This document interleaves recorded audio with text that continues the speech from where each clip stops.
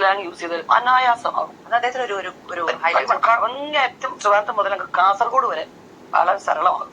മോഹൻലാൽ വഴിയിരുന്ന് വല്ല തരണേ അമ്മ എന്ന് പറഞ്ഞാൽ നല്ല കൊഴുത്ത് അടിച്ചു പഠിക്കുന്ന വന്ന് എനിക്ക് ചോദിക്കുന്നത് പോയി പണിയെടുക്കണോ എന്ന് പറയും. ലുക്കില്ല അതല്ലേ ആരും വിശ്വസിക്കില്ല. ഒരേ സമയത്ത് പിച്ചക്കാരനായിട്ടും ഒരു ഭയങ്കര ഒരു രാജാവായിട്ടും ജഗതി ശ്രീകുമാറിനെ പറ്റും, മമ്മൂട്ടിക്കും പറ്റും, നോട്ട് മോഹൻലാൽ.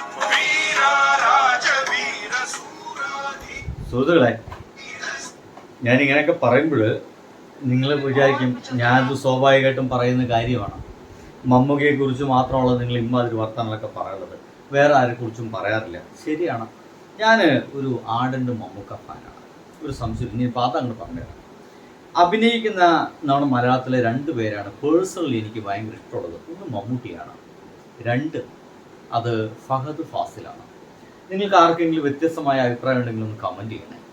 എനിക്ക് രണ്ടാമതായിട്ട് ഒരു പക്ഷേ മമ്മൂട്ടിക്ക് ശേഷം മോഹൻലാലിന് ശേഷം മലയാള സിനിമയിൽ ആരുണ്ടാകുമെന്നൊക്കെ എന്നോട് ചോദിച്ചു കഴിഞ്ഞാൽ ഞാൻ ഉത്തരം പറയുക ഫഹദ് ഫാസിൽ ഉണ്ടായിരിക്കുമെന്നാണ്.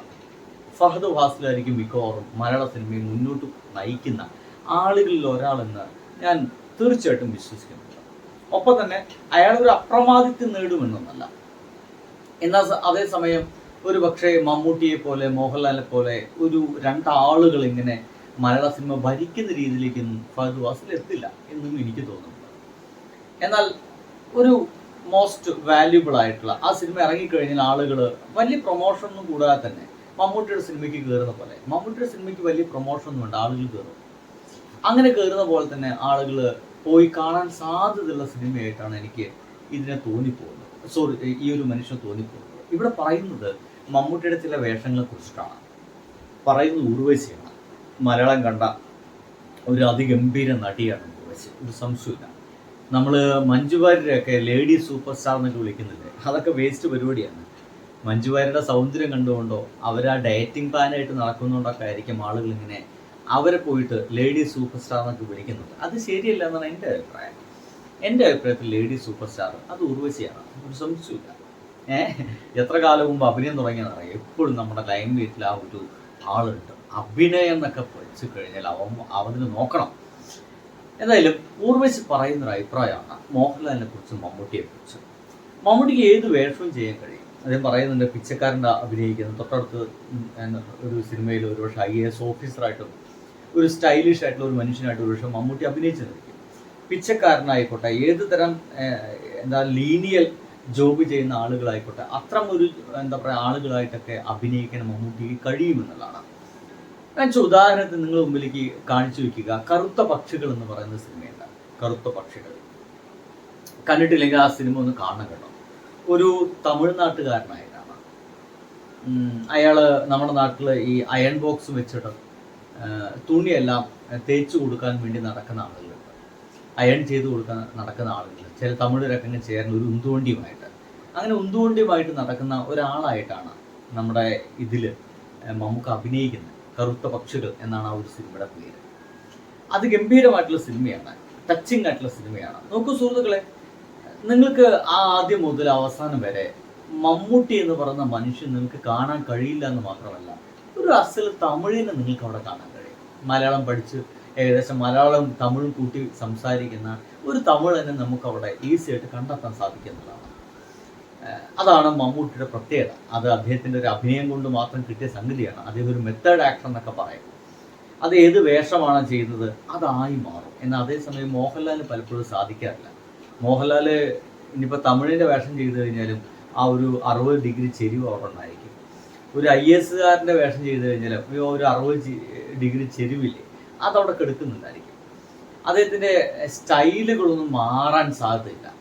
എന്നാൽ അതേസമയം തന്നെ വളരെ കുറഞ്ഞ സിനിമകൾക്ക് വേണ്ടിയിട്ടൊക്കെ മോഹൻലാൽ അങ്ങനെ ചെയ്തിട്ടുണ്ട്. ഷാജിയൻ കരുണിൻ്റെ ഒരു സിനിമയുണ്ട്, എനിക്ക് ആ സിനിമ ഷാജിയൻ കരുണിനെ തോന്നിപ്പോകുന്നു കേട്ടോ. ഷാജിയൻ കരുൺ തോന്നുന്നു. അദ്ദേഹത്തിൻ്റെ ഒരു സിനിമയുണ്ട്, ഒരു കഥകളി നടനായിട്ടൊക്കെയുള്ള. ആ ഒരു സിനിമയിൽ മോഹൻലാൽ അല്ലാതെ അഭിനയിച്ചിട്ടുണ്ട്. എന്നാൽ ചില സമയത്തൊക്കെ മോഹൻലാലാണ് നമുക്ക് തോന്നിപ്പോവുകയും ചെയ്യും.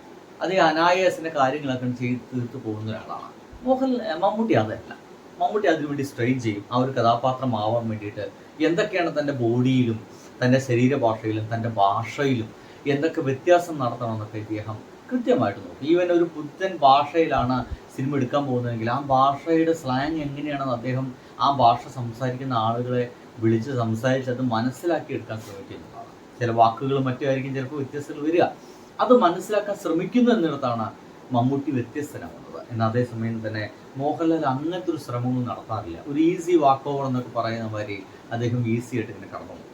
നോക്കൂ, എത്ര രസകരമായിട്ടാണ് ഉർവശി പറഞ്ഞത്. രണ്ടുപേരും നമ്മളൊരു വ്യത്യാസത്തെ പറ്റി പറയുന്ന സമയത്ത് വളരെ രസമായിട്ട് തന്നെയാണ് അവർ അത് പറഞ്ഞു വെക്കുന്നുണ്ട് കേട്ടോ.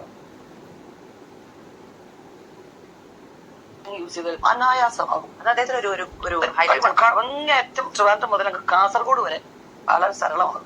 മോഹൻലാൽ അത് വളരെ എന്താ പറയുക സത്യസന്ധമായിട്ടുള്ള അഭിപ്രായമാണ്. നമ്മുടെ കേരളത്തിൻ്റെ ഒരു തറ്റം മുതൽ മറ്റേ തരം വരെയുള്ള എല്ലാ ജില്ലകളും വെച്ചിട്ട് എല്ലാ ജില്ലകളുടെയും ഭാഷ വെച്ചിട്ട് ഒരു സിനിമ എടുത്തു കഴിഞ്ഞാൽ ആരെ സെലക്ട് ചെയ്യും എന്ന് ചോദിച്ചു കഴിഞ്ഞാൽ മമ്മൂക്കയിലൊക്കെ വേറെ ആളില്ല. മോഹൻലാലിന് അത് നടക്കില്ല. മോഹൻലാലൊക്കെ മലപ്പുറം ഭാഷ ഉപയോഗിച്ചിട്ട് സംസാരിച്ച് പരാജയപ്പെട്ട സിനിമകളൊക്കെ ഉണ്ട്. കിളിച്ചുണ്ടൻ മാമ്പഴം നിങ്ങൾ എത്ര പേര് കണ്ടിട്ടുണ്ടെന്ന് അറിയില്ല. കിളിച്ചുണ്ടൻ മാമ്പഴം എന്ന് പറയുന്ന സിനിമയുണ്ട്. എൻ്റെ പൊന്നു സുഹൃത്തുക്കളെ, ഒരു രക്ഷയില്ല, രസമുള്ള സിനിമയാണ്. പക്ഷേ മോഹൻലാലിൻ്റെ പ്രൊണൗൺസിയേഷൻ, ആ മലപ്പുറം സ്ലാങ്ങിൻ്റെ പ്രൊണൗൺസിയേഷൻ ഭയങ്കര ബോറായിരുന്നു. ഈ അടുത്ത കാലത്ത് നമ്മുടെ പ്രിയദർശൻ എടുത്തൊരു സിനിമ ഉണ്ടായിരുന്നു. വെട്ടിയിട്ട് ബായത്തണ്ട് പോലെയല്ല കെടുക്കണ് എന്നൊക്കെ പറഞ്ഞ ഡയലോഗ് ഉണ്ട്. അജാതി ബോറൻ പരിപാടിയായിരുന്നു. എന്തോ അദ്ദേഹത്തിന് സാധിക്കാറില്ല. എന്നാൽ മമ്മൂക്ക അത് തൂക്കിയടിക്കാറുണ്ട്. തരണേ അമ്മ എന്ന് പറഞ്ഞാൽ നല്ല കൊഴുത്ത് അടിച്ചു പഠിക്കുന്ന എനിക്ക് ചോദിക്കുന്നത് പോയി പണിയെടുക്കണോ എന്ന് പറയും. ലുക്കില്ല അതല്ലേ നല്ലൊരു വിശ്വസിക്കുക. ഒരേ സമയത്ത് പിച്ചക്കാരനായിട്ടും ഒരു ഭയങ്കര ഒരു രാജാവായിട്ടും ജഗതി ശ്രീകുമാറിനെ പറ്റും മമ്മൂട്ടിക്കും പറ്റും. പറ്റണോ മോഹൻലാൽ ഭയങ്കര രസമായിട്ട് അതൊരു പാട്രിയാർക്ക് തന്നെയാണ് കേട്ടോ. ഒരേ സമയം ഇങ്ങനെയൊക്കെ വേഷം ചെയ്യാൻ കഴിയും. പക്ഷേ അതൊരിക്കലും മോഹൻലാലിന് സാധിക്കില്ല എന്നുള്ളതാണ്. അതായത് ഇമ്മാതിരി വേഷമൊന്നും ചെയ്യാൻ മോഹൻലാലിന് സാധിക്കില്ല. ഒരുപക്ഷെ അദ്ദേഹത്തിൻ്റെ വേ ഓഫ് ആക്ടിങ്ങിൻ്റെ പ്രശ്നമായിരിക്കാം. നിങ്ങൾ എങ്ങനെയാണ് അതിനെ കാണുന്നത് എനിക്ക് വലിയ പിടുത്തമൊന്നുമില്ല. ഞാനതൊരു ഭയങ്കരകരമായ കമ്പാരിസൺ നടത്തിയൊന്നുമല്ല. ഉർവശി പറഞ്ഞ സമയത്ത് ശരിയാണല്ലോ, അതിൽ ഉദാഹരണമായിട്ട് നമ്മുടെ മുമ്പിൽ കുറച്ച് സിനിമകൾ ഉണ്ടല്ലോ എന്നുള്ളതുകൊണ്ട് മാത്രം ഒന്ന് പറഞ്ഞു വെച്ചാണ്. നിങ്ങളുടെ അഭിപ്രായം കൂടി ഒന്ന് എഴുതിയിരിക്കാൻ ശ്രമിക്കണേ. ബൈ.